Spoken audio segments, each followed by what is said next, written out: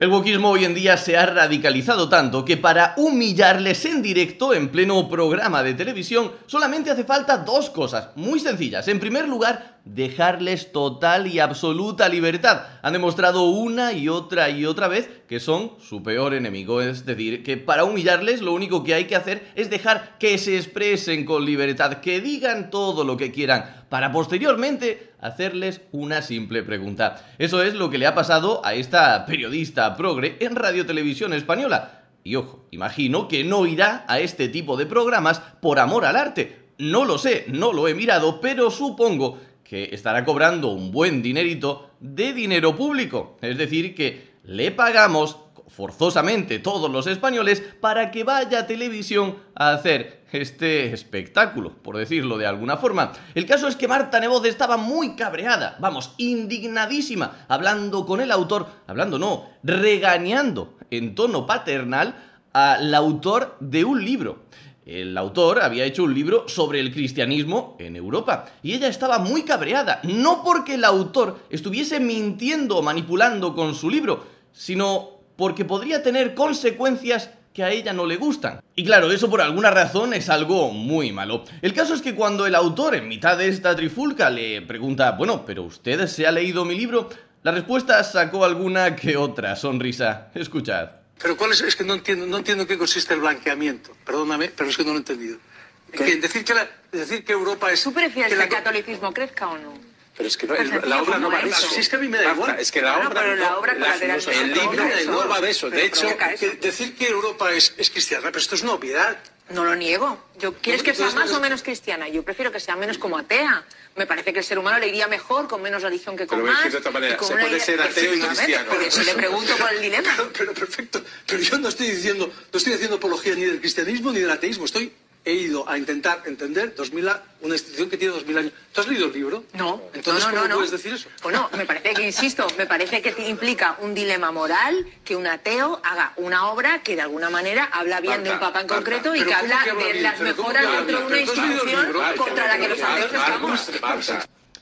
Ojito a todo lo que acaba de soltar y a lo que acaba de confesar en estos segundos. Porque hay que analizarlo con cuidado. En primer lugar, empezando por el final, ha dicho que como que el deber de un ateo es luchar contra la iglesia o contra el cristianismo.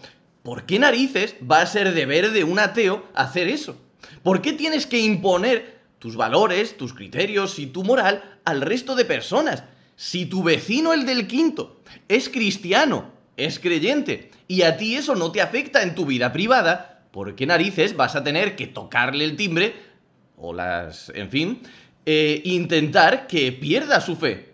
¿Por qué narices vas a tener que imponer tu visión a la visión de esa persona? ¿Por qué toda la gente va a tener que vivir de acuerdo a como tú quieres que vivan su vida? Si es que lo mejor, como digo, es dejarles hablar, porque en cuanto rascas un poquito, les sale la vena dictatorial que todo progre lleva dentro. Por otro lado, y quizás más grave, en estos segundos acaba de hacer una confesión de la forma de manipular tan sibilina que tiene esta gente. Lo que le está criticando a este hombre es que un ateo no puede decir nada bueno de la iglesia, nada bueno del cristianismo, porque eso podría tener como consecuencia que hubiese más cristianos. Es decir, pensadlo un segundo. Esta mujer, que se supone que es periodista, que es tertuliana, que tiene que contar la verdad, analizar los hechos y la realidad tal y como es, y que luego ya la gente decida lo que quiera en su casa, cuando la estén escuchando, acaba de confesar que ella, su forma de ver la comunicación, es contar las cosas, contar las noticias en base a lo que eso va a generar en su audiencia. Es decir, que si una noticia es real, pero va a generar en su audiencia una consecuencia negativa para ella, contraria a sus valores, a su moral o a su ideología progre, pues esa noticia es mejor no contarla. Eso es lo que acaba de confesar, sin saberlo, porque no les da la cabeza, sin saberlo, en directo, en la televisión pública de España. Acaban de confesar cómo manipulan sin ningún pudor a su audiencia. Al criticar a este autor que esté contando algo bueno de un papa, no diciéndole que sea mentira, que esté manipulando la realidad, sino más bien al contrario, criticándole que no esté manipulando la realidad. Es acojonante. Dictadores y manipuladores. Tienen el pack completo. Perdóname. Marta, para ser, con perdón para hablar de un libro para hay que ser leerlo, ¿no? tan vehemente Bueno. y utilizar las palabras blanquear, yo llevo solo 100 páginas y pico. Sí, yo no niego que será un éxito no creo que sea editorial y que es blanqueamiento, maravilloso. creo No lo que niego. es un ejercicio de entender algo complicado, que tiene 2000 años y es el único imperio que ayuda no o ha no a la caído, Iglesia. pero que no blanquea a la Iglesia, Marta, que Bueno. estás equivocada, que la trata de Pero he entender. escuchado muchas Que entrevistas. no blanquea la Iglesia para nada. ¿No te convendría antes de opinar sobre un libro leerlo? Estoy muy de acuerdo, Javier, en que habría que leerlo para hablar sobre el libro. Yo no estoy hablando sobre el libro, estoy hablando de si tu libro genera más ateos o más cristianos. ¿Pero tú lo has leído? Estoy hablando, no, he leído lo que dicen de tu libro todos los que lo han leído y lo que dices tú mismo. No has leído el libro. Imaginad que ahora sucede un atentado del terror, ya me entendéis, por ejemplo, en España. ¿Qué es lo que haría Marta Nebot en este caso? Si ella pudiese controlar totalmente la información que le llega a la población española, pensaría, yo no estoy criticando que la noticia de este atentado perpetrado por un grupo del terror, ya me entendéis, sea mentira o sea verdad, pero a la hora de publicarlo en los medios voy a pensar, ¿qué va a generar esto?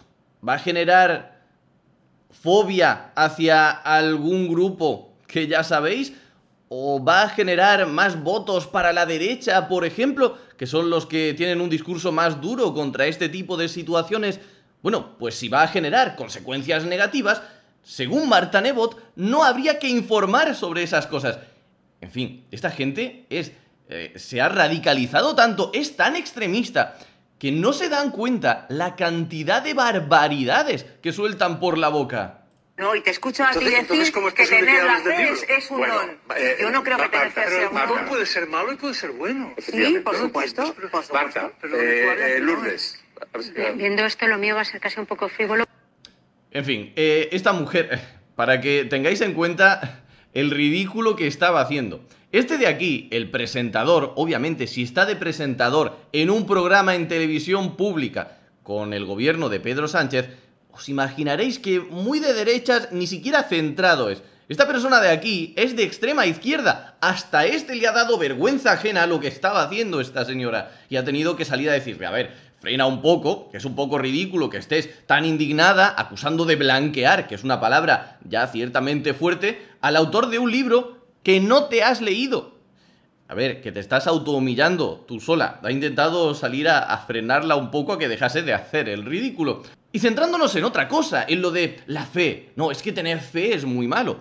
A ver, yo lo veo más bien al contrario. Y os lo dice un agnóstico. Yo no soy ni ateo ni creyente, soy agnóstico. Al que le guste bien y al que no, también. Pero me parece una obviedad que hoy en día tener fe en una religión que es moderada, que no es radical, tiene muchas más ventajas que inconvenientes. Y vamos a ejemplos concretos. Por ejemplo, si tienes que pasar una enfermedad grave y tienes fe, lo vas a pasar mucho mejor. O vámonos a ejemplos más extremos. Si recientemente has sufrido la pérdida de un familiar cercano o de una persona a la que le tenías cariño, obviamente lo vas a pasar mucho mejor, lo vas a poder aguantar mucho mejor anímicamente si piensas que después hay algo. Que si tienes fe en que no se acaba ahí, en que hay algo más. Insisto, esto yo creo, por lo menos en mi caso, no se puede escoger.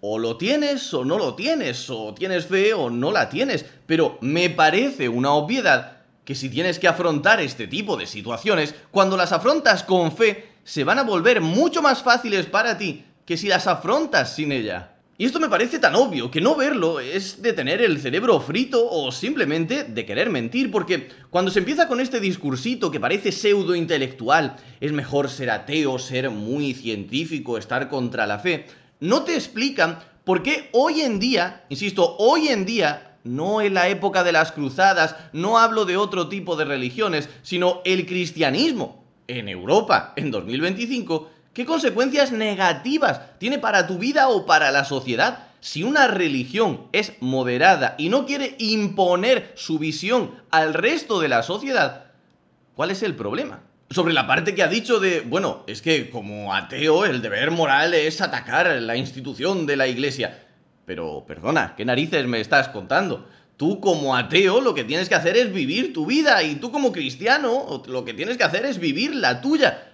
Pero como ateo no tienes que, bueno, empezar una cruzada para atacar el cristianismo, para intentar acabar con la Iglesia.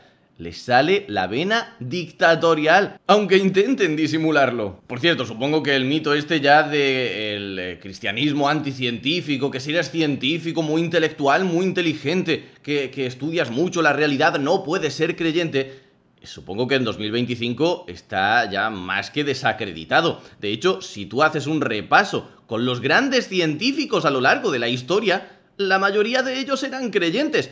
Y lo vuelvo a repetir, lo digo yo que no lo soy, pero a mí me gusta ser sincero y fiel a la realidad. Los datos son los datos, la realidad es la que es. La inmensa mayoría de grandes científicos a lo largo de la historia eran creyentes. Así que esa parte del cristianismo, de la fe cristiana anticientífica, también se va un poco por el desagüe, sobre todo si lo tenemos en cuenta en 2025. Que no digo yo que en épocas pasadas no hubiese bastantes roces entre el avance científico y la fe y la religión, pero hoy en día, en 2025, parece obvio que esta parte también se ha superado ya. Y otra cosa que no me cuadra demasiado de esta gente es que siempre critican la religión, que ya está en decadencia en España, pero nunca dicen ni una mínima palabra, ni una mínima crítica contra otra religión que está en auge en nuestro país. Por ejemplo, en el año 2000, que parece que fue hace mucho, 2000, hace 25 años, esto fue antes de ayer, entre el 80 y el 85% de la población en España se consideraba cristiana.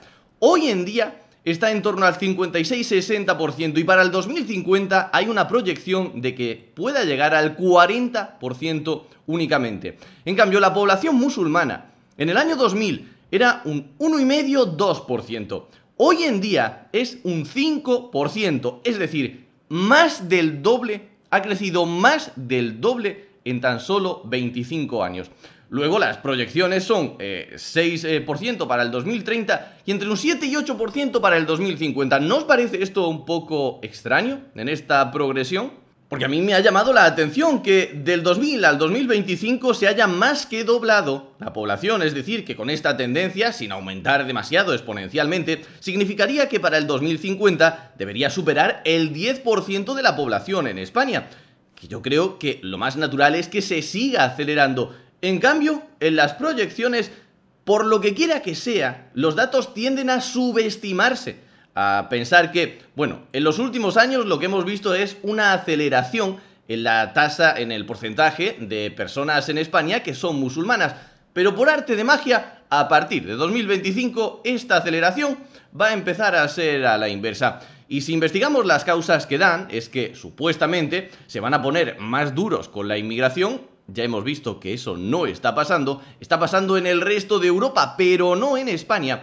Y que, bueno, por arte de magia, las personas inmigrantes de esta religión van a dejar de tener tantos hijos, cosa que, por lo menos por ahora, tampoco está sucediendo. En cualquier caso, hay una religión que está ya disminuyendo, obviamente, en España, y otra que está en pleno auge, en ascenso. Bueno, pues por lo que quiera que sea, los tertulianos están más preocupados de atacar la que ya está disminuyendo que la que está avanzando. En cualquier caso, para mí, que la gente tenga fe en una religión, insisto, moderada, como es el cristianismo en Europa hoy en día, es algo positivo, también por otra razón, porque al final el ser humano tiende a la necesidad de tener fe en algo, de creer en algo. Y si no es en el cristianismo, va a ser en otra cosa. Y como muestra este ejemplo, ¿por qué de repente todo el mundo está tan obsesionado con la astrología? ¿No os habéis dado cuenta de que últimamente, sobre todo entre gente de izquierdas, anticristianos, que se ríen de la religión como algo mágico, irreal, etcétera, etcétera, cada vez creen más en la astrología? Bueno, pues obviamente esa creencia, ese crecimiento de creer en la astrología responde al deseo de necesidad de cubrir algo en lo que tener fe. Pero ojo, cuidado, porque burlarse de este tema, burlarse de la astrología, podría llegar a ser machista. Mirad este comentario.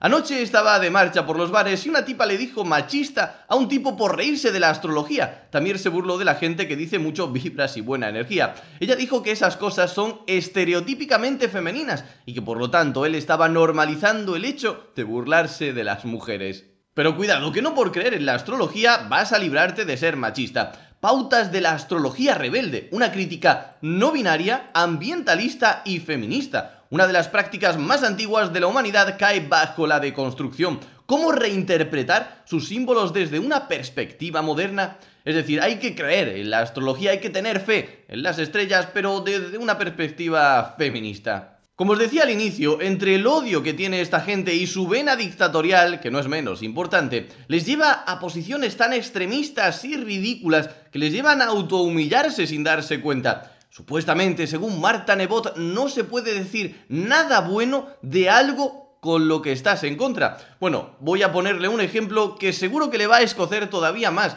que la Iglesia. Aquí tenemos a dos personas hablando bien del franquismo. Y no eran de derechas, ultranacionalistas, etcétera, etcétera. No, son, por lo menos Manuela Carmena, que es esta que veis en pantalla, es una persona de extrema izquierda. Pero bueno, se pusieron a hablar del franquismo y coincidieron en una cosa que, según ellas, en su opinión, había hecho bien. Franco. Franco decía que no va a haber proletarios sino propietarios, y es verdad que aquí ha habido una sensación de la compra de la vivienda, o sea que es un país que no se ha hecho casi viviendas de alquiler menos. Bueno, a mí es que me parece que es un momento, yo creo que es importante decirlo, Franco protege muchísimo a los inquilinos, sí, es decir, porque se congelan absolutamente todas las rentas de alquiler porque eran conscientes de que no había viviendas. Claro. Entonces, claro. Sí, pero la idea esa de propietarios, la frase esa no me la he inventado. Sí, queremos una sociedad de propietarios, no de proletarios. ¿Qué hizo el Estado para que la gente priorizase el tener casas a alquilarlas? Una estrategia política muy inteligente, sí, yo creo que además... muy inteligente,